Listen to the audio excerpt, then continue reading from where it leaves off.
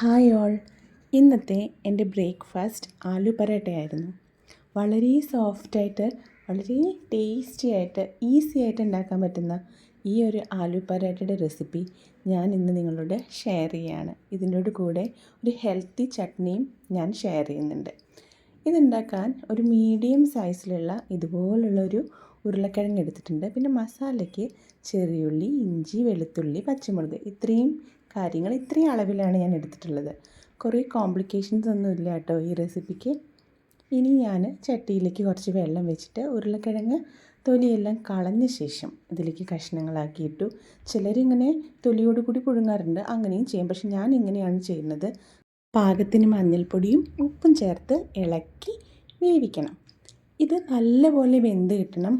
ഒരു തരത്തിലുള്ള കട്ടയോ ഒന്നുമില്ലാതെ ഉടച്ചെടുക്കാൻ പാകത്തിനായിരിക്കണം ഇത് വേവിക്കേണ്ടത്. നേരത്തെ കാണിച്ചില്ലേ, ഉള്ളി, വെളുത്തുള്ളി, ഇഞ്ചി, പച്ചമുളക് അതെല്ലാം കൂടി ഇതുപോലെ ചതച്ച് വെച്ചിട്ടുണ്ട്. ഇനി ഒരു കപ്പ് ഗോതമ്പ് പൊടിയിലേക്ക് പാകത്തിന് ഉപ്പും ചൂടുവെള്ളവും ചേർത്ത് നല്ലപോലെ കുഴച്ചെടുക്കണം. കുഴച്ചെടുക്കുമ്പോൾ ശ്രദ്ധിക്കേണ്ടത് ഒട്ടും തന്നെ ടൈറ്റായി പോകരുത്. ഇവിടെ വേവിക്കാൻ വെച്ച ഉരുളക്കിഴങ്ങ് വെന്തിട്ടുണ്ട്. ഇതിങ്ങനെ ഉടച്ച് മാറ്റി വെക്കണം.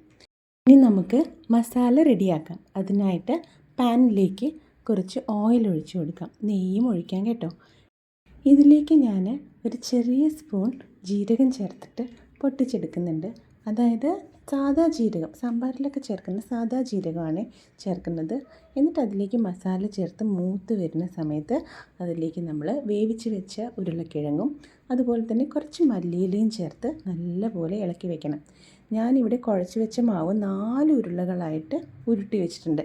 അത്യാവശ്യം വലിയ ഉരുളകളാക്കണേ. ഇനി ഇതുപോലെ തന്നെ 4 ഉരുളകളായിട്ട് ഞാൻ മസാല കൂട്ടിനെയും മാറ്റിയെടുത്തിട്ടുണ്ട്. ഇനി നമുക്ക് പരത്തി തുടങ്ങാം.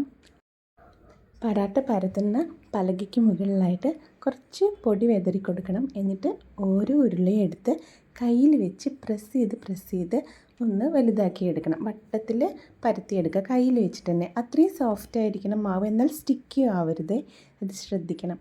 എന്നിട്ട് ഇതിനുള്ളിലേക്ക് നമ്മൾ നേരത്തെ ഉരുട്ടി വെച്ചിട്ടുള്ള ആ ഒരു മസാലക്കൂട്ടില്ലേ അത് വെച്ചിട്ട് ഇങ്ങനെ എല്ലാ വശവും ഉള്ളിലേക്ക് മടക്കി കവർ ചെയ്യണം. ആ ഒരു മസാലക്കൂട്ടിനെ കവർ ചെയ്യണം. ഒരു തരത്തിലും മസാലക്കൂട്ട് പുറത്ത് പോകാത്ത രീതിയിൽ കവർ ചെയ്യണം. എന്നാലേ നമുക്ക് പരത്തി എടുക്കുമ്പോൾ നല്ല ക്ലീനായിട്ട് കിട്ടുള്ളൂ. ഇതുപോലെ കവർ ചെയ്തിട്ട് മാറ്റി വയ്ക്കുക. ഇതുപോലെ എല്ലാ ബോൾസും നമുക്ക് ഇതുപോലെ സെറ്റാക്കി എടുക്കാം.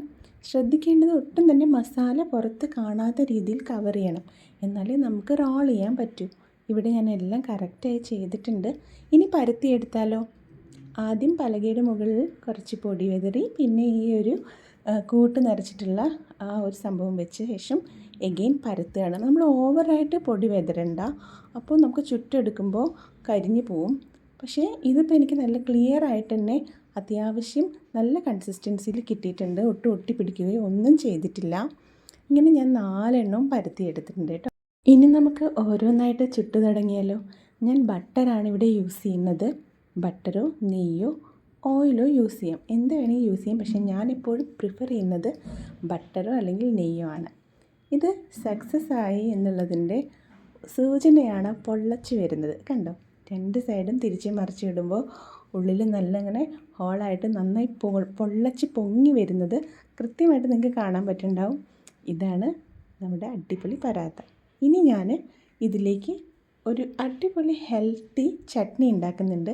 മുട്ട, തക്കാളി, ചെറിയ ഉള്ളി, ഇഞ്ചി, വെളുത്തുള്ളി, മല്ലിയില, ജീരകം, പച്ചമുളക്, നാരങ്ങ നീര്, കാശ്മീരി ചില്ലി പൗഡർ ഇതെല്ലാം ചേർത്ത് അരച്ചെടുക്കുന്നതാണ്. ഇതൊരു മയോണൈസിൻ്റെയൊക്കെ ഒരു കാറ്റഗറിയാണ്. ഇപ്പോൾ നമ്മുടെ ചട്നിയും പരാത്തയും റെഡി ആയിട്ടുണ്ട്. എന്തൊരു സോഫ്റ്റാണ് അല്ലേ. ഏത് സൈഡിലേക്ക് എങ്ങനെ വേണമെങ്കിലും മടക്കാൻ, ടവൽ ചുരുട്ടുന്ന പോലെ കയ്യിലിട്ട് ചുരുട്ടാം, ഒന്നും സംഭവിക്കില്ല. അടിപൊളിയാണ്. അതൊന്ന് പൊട്ടിച്ച് കാണിക്കാം. എന്ത് നന്നായിട്ടല്ലേ കറക്റ്റായിട്ട് വന്നത് കണ്ടോ. 2 ലെയറായിട്ട് തന്നെ കിട്ടിയിട്ടുണ്ട്. ഉള്ളൊക്കെ നന്നായിട്ട് വെന്തിട്ടുണ്ട്. മസാല നമുക്കങ്ങനെ കാണാം, ഉള്ളിൽ കല്ല് പോലെ ഒന്നും കിടക്കുന്നില്ല.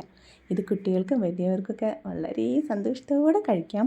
ലഞ്ച് ബോക്സിനും സ്നാക്ക് ബോക്സിനും ഒക്കെ യൂസ് ചെയ്യാം.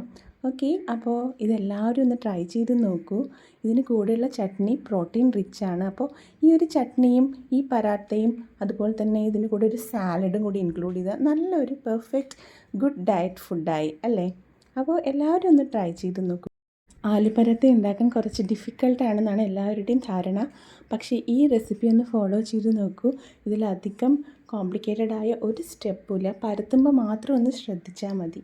ആർക്കും ഉണ്ടാക്കാം. ഓക്കെ, അപ്പോൾ എല്ലാവരും ട്രൈ ചെയ്ത് നോക്കൂ കേട്ടോ. Bye. Thank you for watching.